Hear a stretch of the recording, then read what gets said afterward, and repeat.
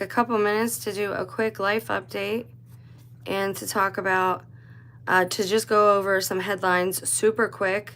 There will be, sorry, links in the description box as well. My disclaimers are there also. So with that, I think I did everything. Let's get right to it. So I'm going to include links below because things are busy right now and I don't have time to delve too deeply into anything. I did write a few things down. I do have my mailbox open just so I mention the things that I wanted to mention. But first, real quick, I'm going to do a life update and then I'm going to just give a brief overview of some headlines, not even 15-20 minutes because I have stuff going on and it's Saturday. I'm sure you do too. Thank you for being here. I appreciate you. God bless you. The first thing is, as Christ followers, those of you who are Christ followers or who follow natural law in some type of way, shape, or form, we're not called to like everybody, and we're not called to be nice all of the time, though we are called to love everybody. What does that mean? That means if our enemy is in front of us and we can help them, that we should serve them. And that is, at a certain point, we should want to do that, not just because it's kind of required in our wheelhouse, but because our heart has grown to the point where we want to do that. But we're not going to like everyone's personalities. There are plenty of people right now that I don't care for, things they're doing. I don't like them very much right now, wherever they're at in their lives, but I love them and I want the best for them. So I just wanted to mention that. We aren't called to judge. We should not be judging unrighteously. But as human beings with eyes, almost the first thing we do is assess a situation or a person, and that is judgment or having proper discernment. We shouldn't judge somebody else's, I don't even know how to put it, their heart, right, or their situation per se. But we should discern and have good discernment about who we want in our circle and in our lives. So there is a difference as far as judgment goes.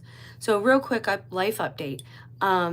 We did get another pup. We're kind of fostering it right now to see how things go. We had 3 before. We lost 2 in a year. It was really hard. It was really traumatic for me, specifically because I cared for them as they were passing. Now I know there are people out there, especially my trolls, who will say, you don't need another dog. Here's the thing. I have the room for another dog, and I have the love for another dog. In these hard, challenging, dark days that our nation is in, and with a lot of people, this is going to sound weird, but with a lot of people converting to Islam, Muslims do not allow dogs. Dogs are, there's halal and haram, and dogs are, I think it's haram is the bad one. They're not allowed. In these hard and challenging and dark days in our nation, some people would say the end days, there are going to be a lot of people and animals who are going to need care. And as someone who once cared for people, but my body doesn't allow me to do that the way I used to, I feel like it's my purpose. It is within my wheelhouse to serve others, and that includes animals as well. Plus, when I went through the trauma I went through with the head injury at the beginning of the other channel, before I was gang stalked into kind of, and my content was basically stolen from me and not given back, and I started over on this channel, animals, people didn't want anything to do with me. It wasn't even me falling per se that made people flee. It was when I turned around and repented and changed my ways is when I didn't have anyone left. I saw that pretty much everyone that was in my life was there on a phony or false basis, and animals really helped me heal from my trauma, and they helped to give me a new heart for people and them. And so anyone who has something to say about that, animals are a big part of my life, so they're going to be a part of the channel. And if you don't like that, well, I do feel bad. Again, we're in a time and day and age when there's going to be a lot of people and animals both needing care and just needing love, needing warmth, and needing fed, needing clothed. And I think if we can do it, then we should. And maybe that will kind of create the butterfly effect again, and maybe more people's empathy will grow if we display that in our everyday lives. So real quick, I want to run down a couple of big headlines with you because the dogs are in separate spaces. What I do is introduce them to each other at small intervals. I let them smell each other, kind of jump around, but Sammy is very rambunctious. A lot of people will disagree with this. The little girl is fixed. The other boy is neutered. Sammy, I've had since he was a puppy. I did not neuter him because we neutered Jack in the past, one of the ones who passed away. And I feel like it's barbaric. I do. I feel like we shouldn't be population controlling in that way. It just seems barbaric to me. And so I don't do it. And again, there's going to be people that disagree with me, and that's okay. If you want to try and convince me to do things another way, you're welcome to, as long as we keep things respectful. So a real quick rundown of some truth. We have more scripts running, and I wanted to mention that first. What is the biggest? I usually end with the biggest, but I'm going to start with the biggest here because they are in separate rooms. They all eat in separate rooms, and then I take them all out separately, and then I introduce them at small intervals, about 10-15 minutes at a time. So the first headline where you're seeing another script come to life, this is huge. Trump wants to have this thing called the Patriot Games, where the best and brightest young people in athleticism are going to compete against each other, men and boys and girls, teens.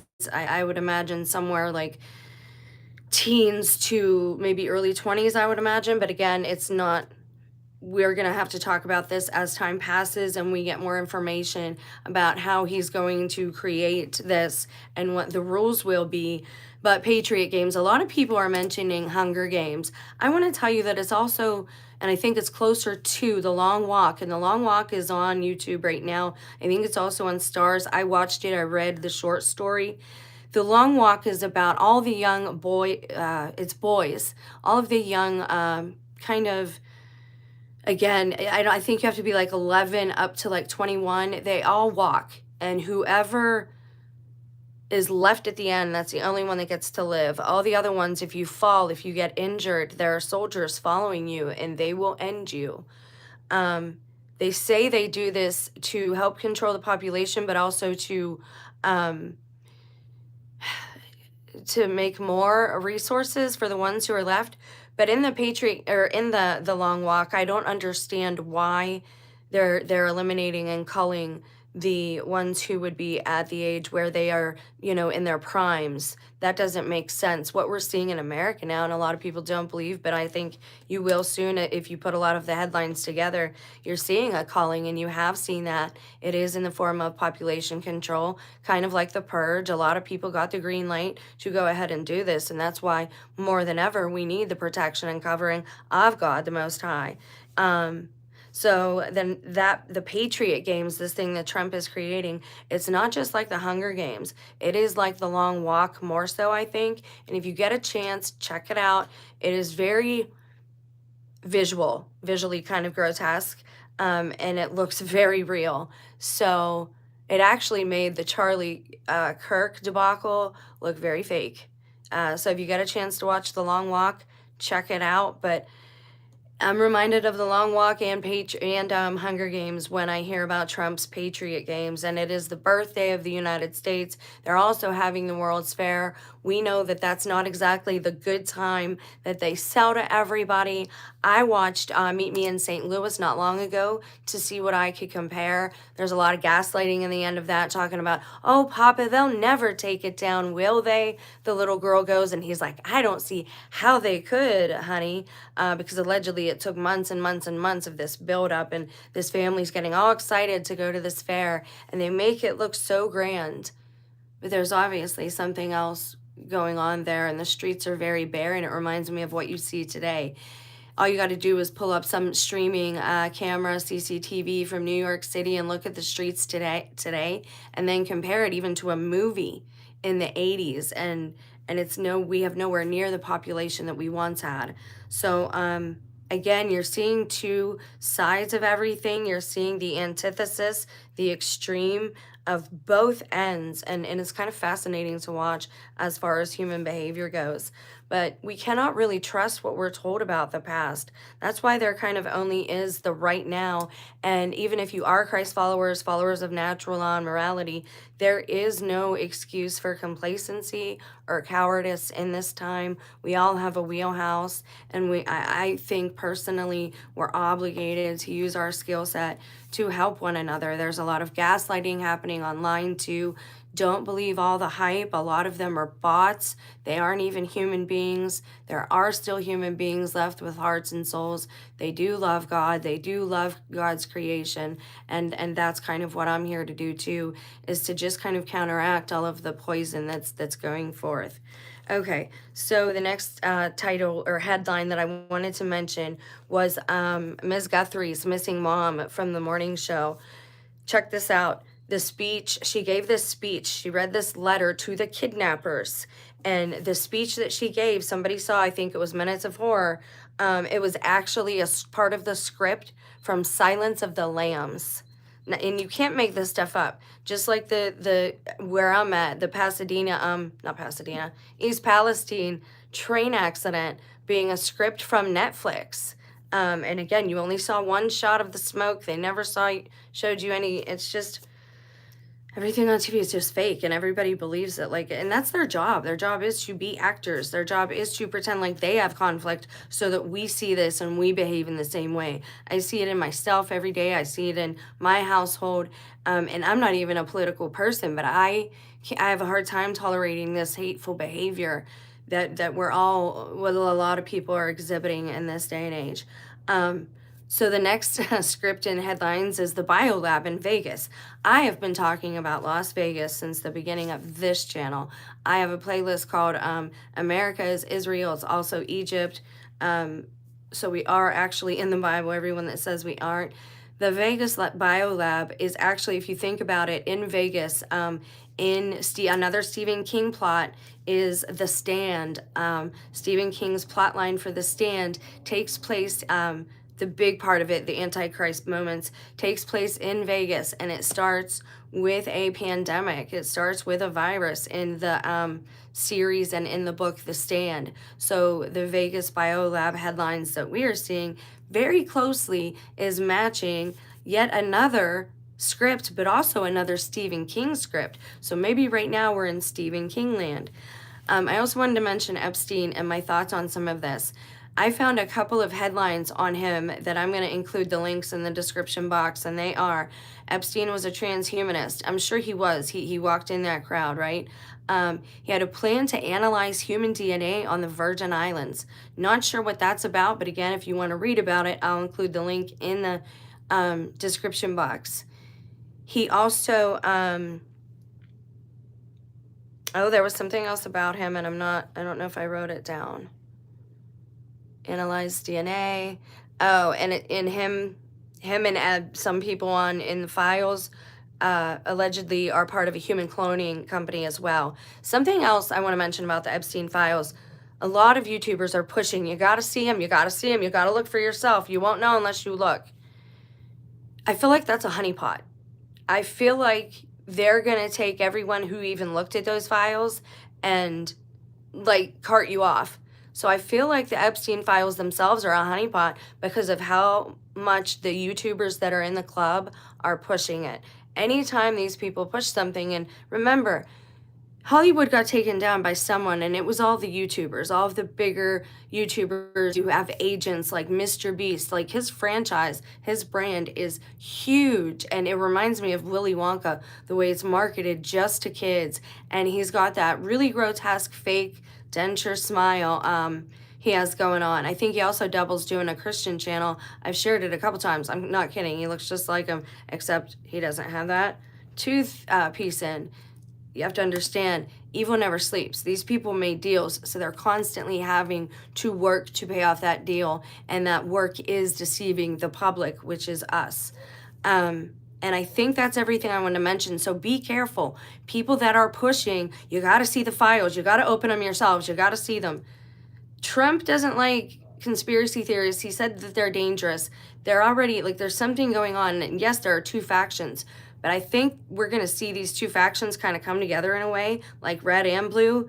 And they're kind of going to go, they got to get rid of everyone in all the groups who are undesirables. That means everyone who's red and blue that is maybe on disability, or who is elderly, who is a drain on the system, right? They want you to think there's this lack of resources. There is plenty here for everyone. The creator of everything would not leave us with nothing. Okay, so there is enough for everyone. There isn't a shortage, but I did a video on, and I will tell you, there is an expiration date on certain parts of the system. The firmament, these ice pieces are falling down out of the sky. It's not planes. They're falling off of the firmament. I brought up a church fathers, a very old document, and we read it on the channel. There's the squirrels playing, about the firmament having basically what I summarize it as having an expiration date. So, you know, there's a lot to pay attention to. I wanted you to know that these scripts are running in the background. And I got to get back to the dogs and introducing them and integrating them. Thank you so much for being here. Please try and use the butterfly effect to your advantage. Please just try and smile, be kind. Even if it's hard, then force yourself to do it, because we need that in the world. And that helps everyone around you, all right? Your environment, the people, the animals, even the way food is grown. All right, we're having a severe problem in that area. And in the end days, God will allow certain shortages to happen. But overall, we don't need to be fighting over resources. They want them. They don't want the undesirables here. All right, and there's been a purge or a culling on since at least 2017 in America. So please be wise, please be cautious. We are allowed to judge, but it has to be righteously. We don't even have to be nice and like everybody, but we do have to love everybody, and we do have to express that love. If we're able to help somebody, no matter who it is, even our worst enemy, we should be helping them. And I promise you, it really makes you feel good too. You guys have a blessed day. I'm going to get back to these pooches. I'm super tired. Maybe I'll get a rest shortly. But until next time, you guys have a blessed day. Please stay warm. Remember the elderly in this time. Remember the shut-ins, the strays, and the houseless. If you live in a city, they're everywhere and probably hidden. But if you have extra blankets, extra coats, sometimes you have things that you don't even realize somebody else would really appreciate and value in a situation like that. So if you can help in this time, please do so. You guys have a blessed night. God bless you, and I'll talk to you again very soon. Bye.